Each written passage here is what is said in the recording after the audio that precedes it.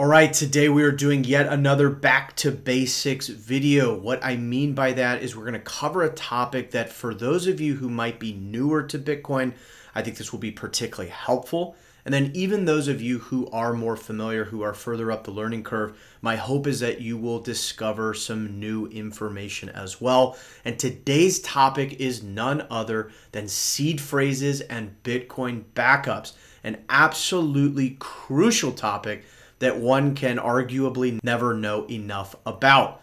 Let's jump in.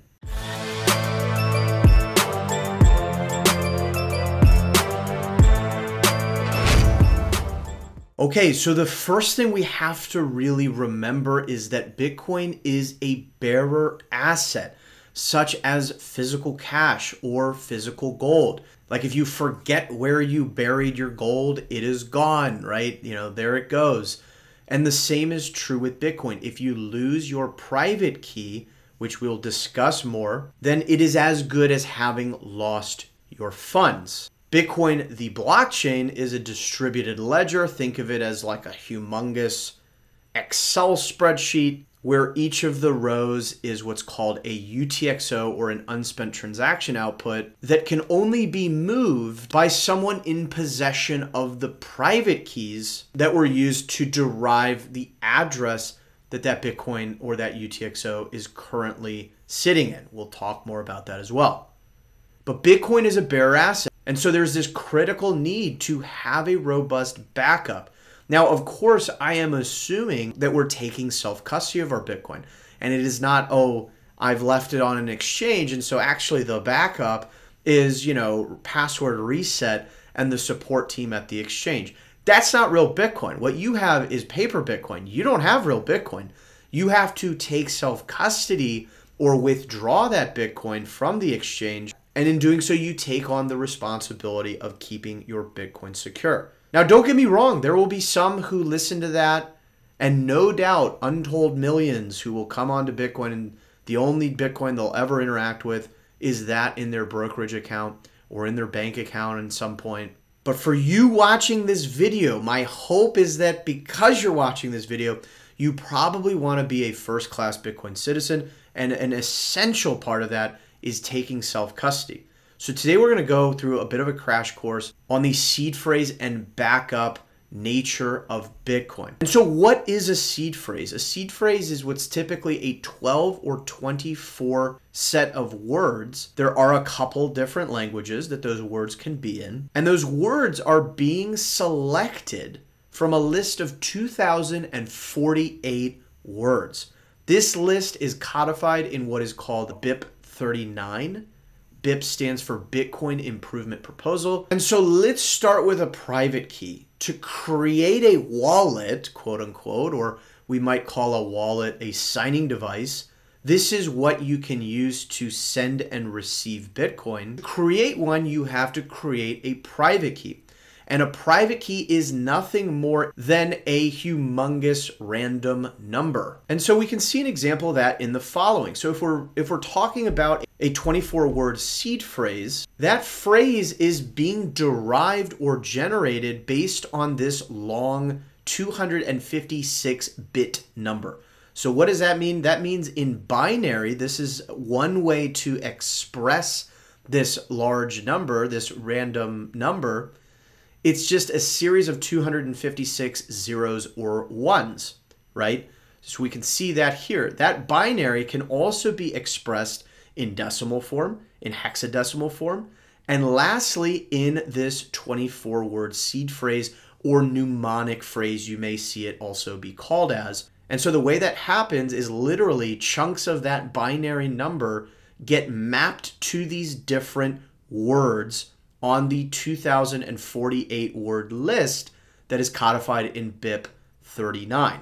And then it's from that private key that you're able to derive what is called your public key. So private key, think of it like your, the key to get into your house, the key to get into your vault, or to use an analogy like a bank account, it's your password to get into your bank account, versus the public key is something that can be shared. That is more akin to like your account number, right? That you can share with someone, they can send you money, etc. So private key goes without saying, should never be shared with anyone else. And your public key is what can be shareable. Although in practice, what's actually being shared most commonly are what are called addresses. And addresses are in turn derived from public keys. So step one, create the private key. It's this big random number. From that, you're able to derive your extended public key and any number of addresses to which you can receive Bitcoin. For a deeper dive on how all that derivation happens in its gory detail, I would invite you to check out the following video that I did a couple years back, actually. And it goes into the nuts and bolts of Bitcoin cryptography. And this really is the essential, quote, security of Bitcoin. A lot of people talk about Bitcoin mining as a security mechanism. And no doubt Bitcoin mining is very important. It ensures things like liveness, meaning the ability for the blockchain to continue, the ability for new blocks to be confirmed, and thus new batches of transactions to be confirmed. So we're always kind of advancing the chain. It also helps incentivize censorship resistance, which is a very critical property of any money. And ultimately, it serves as settlement assurance, assurance that you're going to get your transaction settled, provided that you're paying an adequate fee for the service of doing so. And yes, of course, there are certain types of attacks, 51% attack, reorganization attacks, that mining and the incentives therein protect against. So don't get me wrong, there is an element of, quote, security related to mining. But when it comes to you, the individual, and your Bitcoin, the security of your Bitcoin, it's really the cryptography and your private key that is securing you. Specifically, it is the near impossibility of someone else to guess your private key. I think with the latest supercomputer, best computer in the world, it would take that computer trillions of years to brute force guess your private key, assuming that private key was properly generated. We'll talk about that in a moment. So like, that's really the security for you, the individual, is that it is simply impossible for someone to guess that gigantic random number. Now, some of you may have said, well, what about quantum computing, right? And like, yeah, quantum computing will be a thing at some point. I personally think we're still a ways out from that. But when that happens, and when and if quantum computing breaks the SHA-256 hashing algorithm, which is a critical part of Bitcoin, again, check out that other video, and a critical part of basically every other highly secure digital system on Earth, obviously it's not just Bitcoin that will have a problem, and there will be quantum resistant cryptographic functions that we'll be able to transition to. Now, that doesn't mean it won't be messy. I suspect that would require a hard fork of Bitcoin, which is always contentious, no matter how critical and updated it is. But that's what's going to happen. There is nothing inherent in quantum computing that renders Bitcoin sort of obsolete, etc. Additionally, on a related note, there's commonly a question of like, well, certain wallets use a 12-word seed phrase, certain wallets use a 24, like what's the difference? The former is a 120-bit number, meaning 128 zeros or ones, and the 24-word is double that, so 256, as we were just discussing earlier. And so like, yes, the 24-word seed phrase is better, is more secure.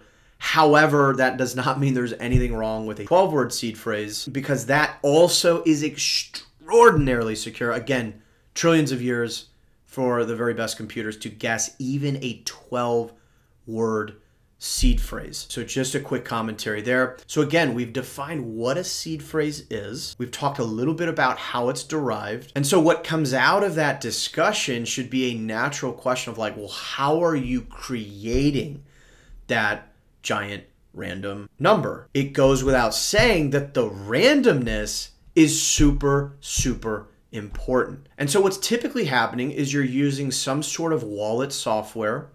There's hot wallets, which could be an app that you download on your phone or a program you download on your computer. And the word hot means that this is on a device that is connected to the internet. So it's hot in that regard.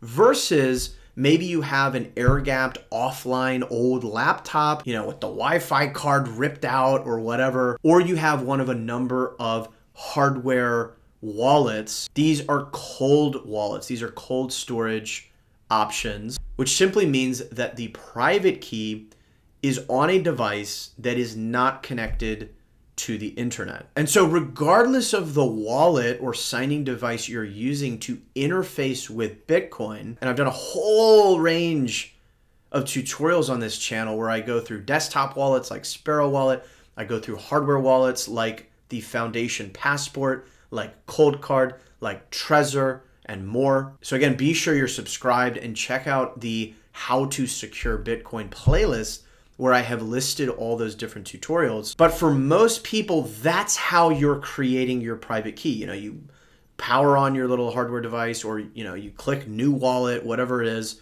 in whatever interface you're using. And when you say new wallet, that's what's happening.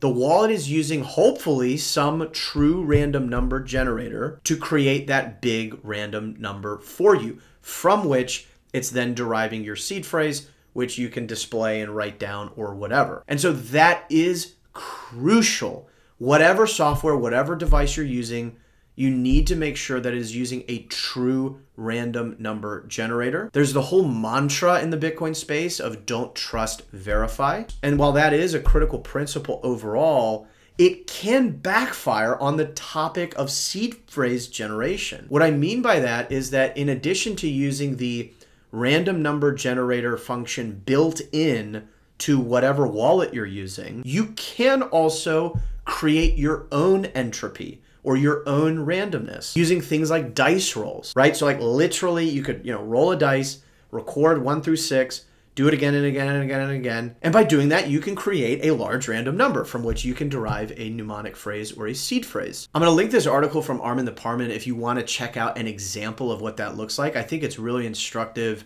in accompaniment with my other video that I referenced earlier, but it kind of steps through like what that could look like. But as he cautions at the top, you probably shouldn't do this with your real Bitcoin. I have seen many cases of people that have done dice rolls because it sounds cool, right? Create your own entropy, like use dice rolls.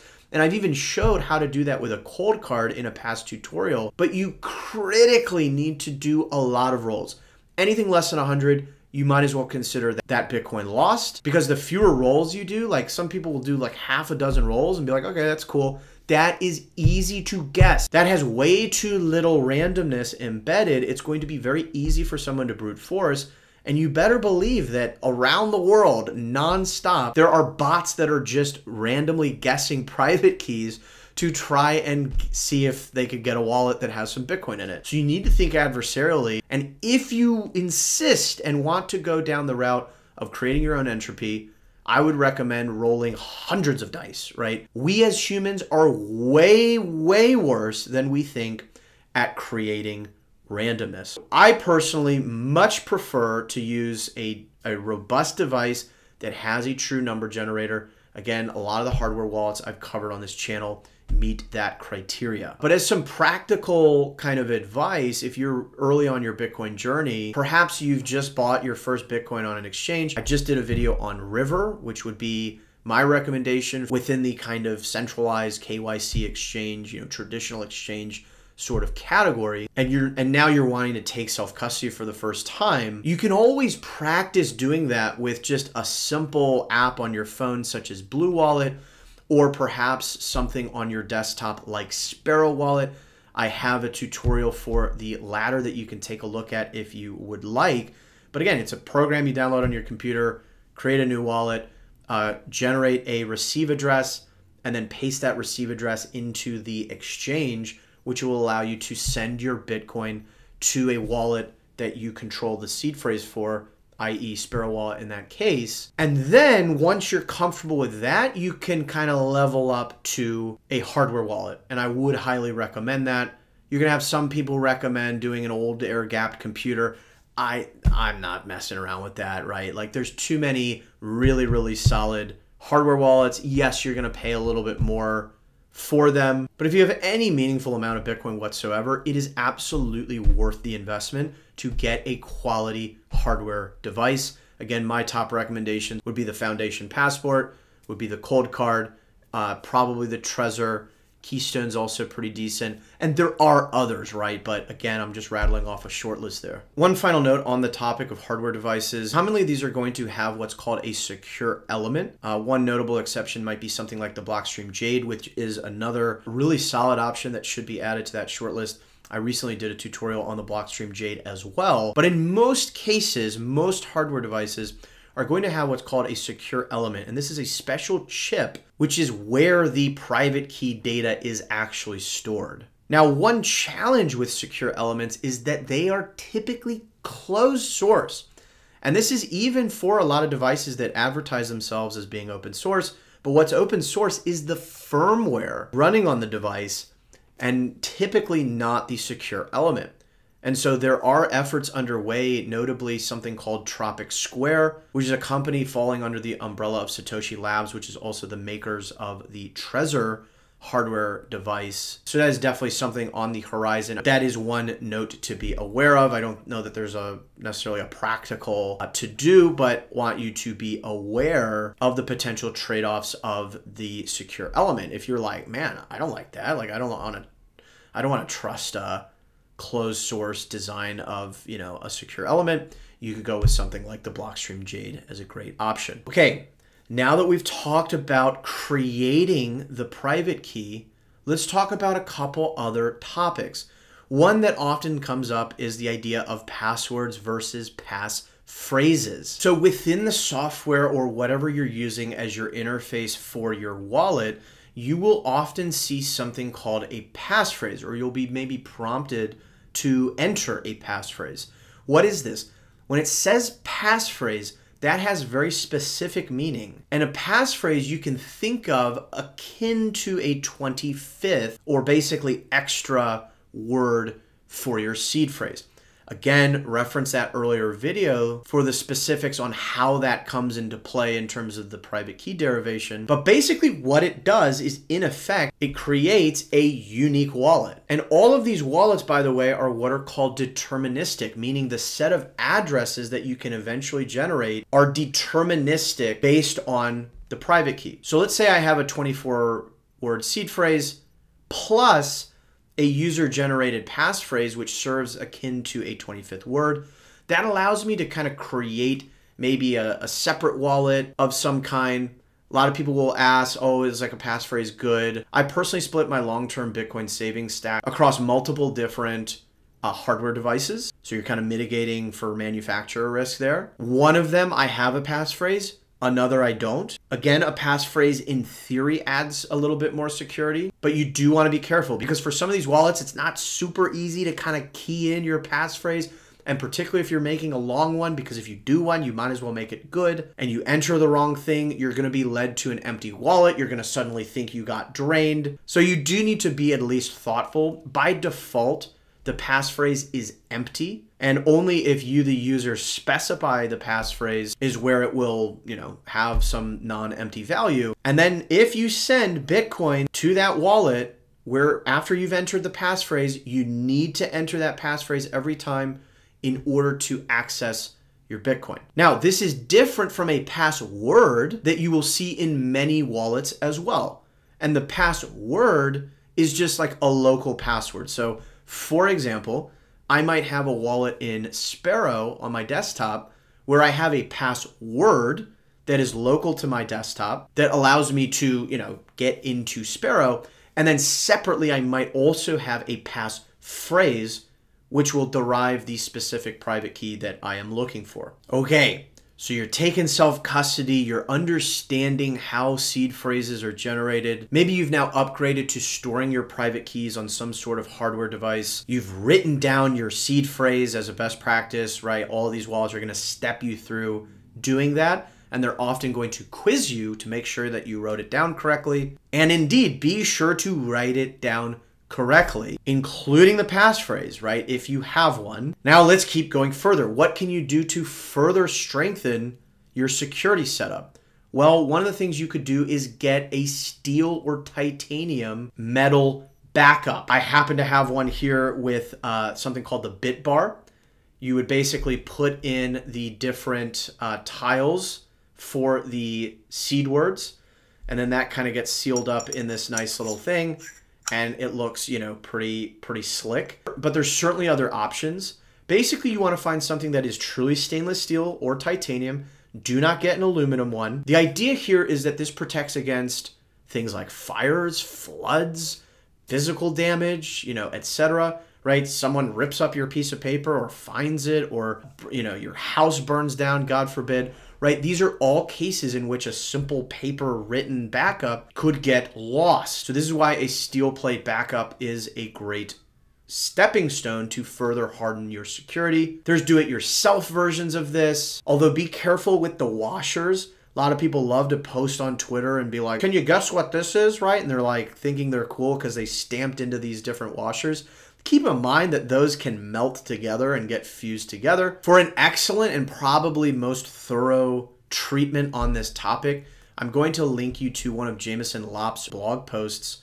He's tested over 70 of these things. Technically, I think he would be not as in favor of the example, the bit bar I just used, given that it does have the tiles that are used. But again, do your own research. I went with the bit bar because it has fantastic security properties. But check out his article as well. Make your own decision. There are great options out there. And that would be a very logical next step as well to ensuring you're protected against some of these other risks. And then the final consideration I want to cover in this video is on the topic of multi-sig and Shamir secrets or Shamir backups. So let's take each in turn.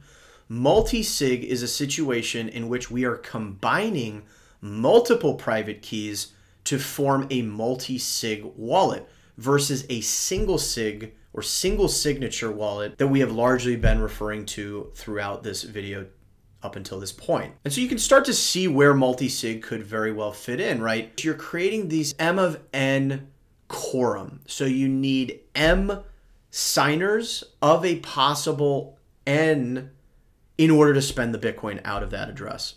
So let's say you create a 2 of 3 multi-sig.